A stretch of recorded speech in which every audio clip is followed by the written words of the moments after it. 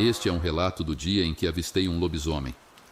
Me chamo Ingrid Santos e sou uma jovem que leva uma vida normal, assim como qualquer pessoa da minha idade. Quando esse fato aconteceu, eu tinha 15 anos e lembro que o ano era 2018. Eu ouvia meus avós e bisavós contarem sobre essa criatura, mas não acreditava naquela conversa, pois sei que existem muitas histórias de assombração apenas para colocar medo em criança. Até que minha visão mudou completamente quando aquilo aconteceu. Era uma sexta-feira santa e eu morava no interior de Minas Gerais. Lembro que nessa rua onde avistei o lobisomem, no final dela passava um riacho. Era uma rua tranquila com bastante mato ao redor. Naquela época eu estava namorando e aos finais de semana era dia de nos encontrar. Tudo corria bem e parecia mais uma noite normal, mesmo sendo sexta-feira santa. Sabemos que essa é uma data muito importante e respeitada. Então, quando deu por volta das 23 horas e 40 minutos, minha mãe falou para o meu namorado ir embora, e eu fui levá-lo até o portão de casa. Ficamos mais um pouco conversando lá fora, mas para minha surpresa, quando olhei para o outro lado do riacho, eu vi um homem magro, descalço, com a bermuda rasgada, e parecia angustiado. Foi muito estranho. Apesar de sentir medo, sempre fui muito curiosa, então continuei observando o que aquele homem ia fazer. Ele foi em direção ao matagal e, como a rua era nova, ainda estava na terra batida, sem asfalto. Em seguida, começou a ventar muito forte, e o mato balançava como se fosse chover. Porém, o céu continuava claro. O homem começou a gritar e dar gargalhadas tão altas que minha espinha arrepiava toda. Perguntei ao meu namorado se ele ouviu alguma coisa, e, para minha surpresa, ele respondeu que não. Não satisfeita, perguntei novamente e ele confirmou que não havia ouvido nada. Nesse momento, o homem continuava gargalhando alto e parecia que estava atrás de mim. Fiquei muito desesperada e apavorada. Me despedi rápido do meu namorado, mandei ele ir embora o mais rápido possível e não olhar para trás. Como ele não conseguia ver ninguém, nem muito menos ouvir, achava que eu estava louca. Mesmo assim, foi embora na bicicleta. Tranquei o portão com tanta pressa que até hoje não sei se consegui fechar direito. Estava com muito medo e tremia sem parar. Entrei pelo portão do quintal e fui em direção à porta da cozinha. Após entrar no local, fechei rápido as cortinas da janela da cozinha. Apaguei as luzes e ouvi o uivo de um bicho enorme. Acompanhado dele, todos os cachorros da rua estavam loucos de tanto latir. Fui deitar e tremia tanto na cama que sentia a madeira balançar, completamente arrepiada de medo. Não consigo descrever como aquela sensação era apavorante. Comecei a orar sem parar, até parecia que ele estava uivando só para mim. Tinha medo que ele entrasse em minha casa e acontecesse o pior. Para piorar aquela situação, ouvi os passos da criatura no telhado e tive a impressão que queria cair em meu quarto. Fiquei assim durante um tempo, pedindo proteção divina em oração. Até que finalmente o silêncio veio e o lobisomem foi embora. Quando amanheceu, perguntei para todos da minha família se alguém tinha ouvido aquele uivo medonho e escutado os passos no telhado. Mais uma vez, para minha infeliz surpresa, ninguém tinha ouvido nada. Sei que não estava ficando louca e aquilo era real. Até que minha prima confirmou. Ela também tinha ouvido. Apesar de não ter visto nada, ela sabia que tinha alguma coisa na rua e contou que também ouviu aquele uivo macabro. Foi algo terrível e eu não desejo isso para ninguém. Depois desse dia não duvido mais de nada que seja relacionado ao mundo espiritual e sobrenatural, pois existem coisas que não estamos preparados para entender.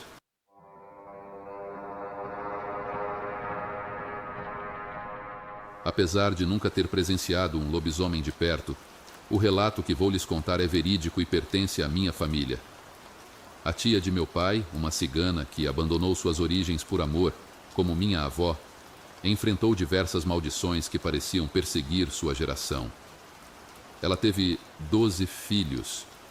Os 2 primeiros e os 2 últimos morreram. Na última gestação esperava 3 gêmeos, todos meninos. 2 nasceram mortos, fracos demais para sobreviver ao parto.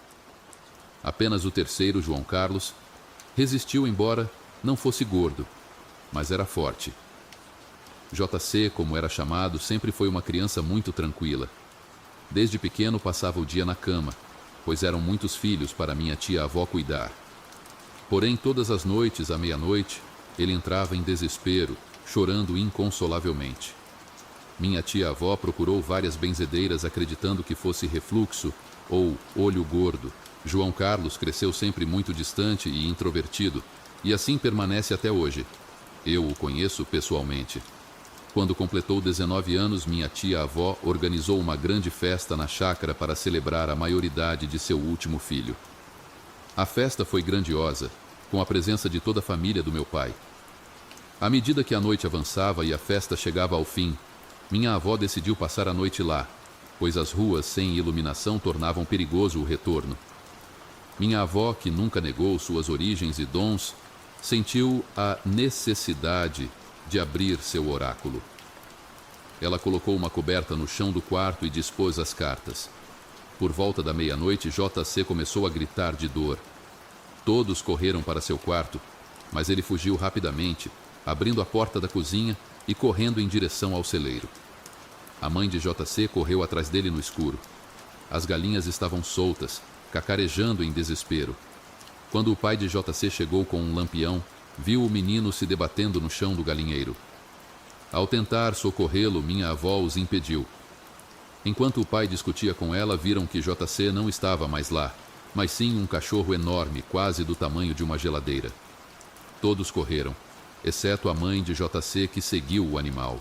Meu tio-avô pegou uma espingarda e foi atrás da esposa, com minha avó logo atrás, tremendo de medo. Ao chegarem à estrada, encontraram a mãe de JC de joelhos, chamando pelo filho. Minha avó gritou em direção à plantação de mandioca. "O compadre, você quer sal? Passa lá em casa amanhã para eu te alcançar." Um urro de dor emergiu da plantação e meu tio-avô começou a atirar em direção à plantação. Algo muito rápido passou correndo pela rua, uivando. Sem telefone, a única opção era esperar o retorno de JC. Às 6 horas da manhã, alguém bateu na porta. Era JC, todo sujo, com o peito do pé sangrando e mancando. Ele olhou para minha avó e disse: "Vim buscar o sal que me ofertou, antes de desmaiar." Meu tio-avô o colocou na cama, enquanto minha avó e sua irmã cuidavam de seus ferimentos. JC acordou sem lembrar de nada. Essa história se espalhou pela cidade de Catuípe, Rio Grande do Sul, e até hoje os mais velhos a contam, relembrando o primo do meu pai e seu encontro com o inexplicável.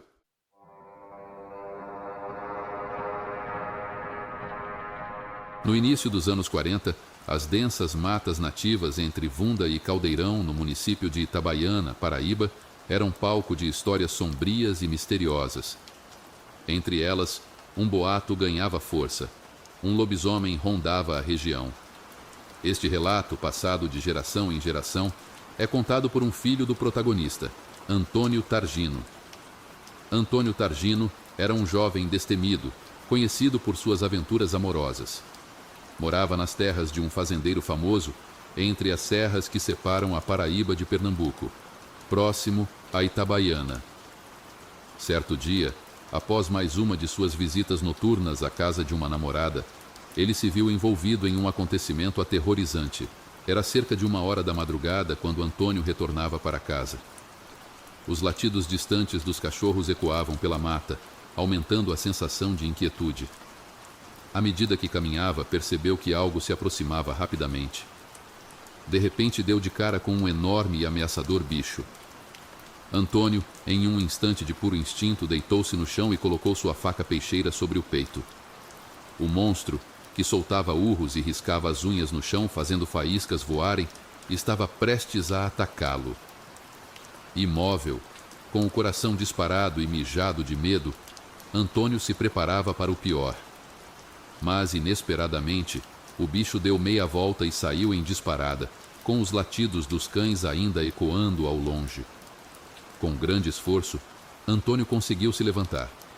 Suas pernas tremiam tanto que mal conseguiam sustentá-lo. Colocando a faca na boca para tentar controlar o medo, ele andou rapidamente até chegar em casa. Entrou sem dizer uma palavra, ainda em estado de choque. Foi só no dia seguinte que contou o ocorrido aos pais. Apesar do encontro assustador, Antônio não abandonou sua paixão. Continuou a visitar a namorada, mas passou a retornar para casa antes do anoitecer. Essas histórias de lobisomem eram comuns na zona rural. Muitas casas possuíam um chucho, uma espécie de ferro pontiagudo usado para furar o bicho caso ele tentasse entrar. Segundo a lenda, quando uma família tinha 7 filhos do mesmo sexo, o mais velho precisava batizar o mais novo para evitar a maldição de virar lobisomem na lua cheia.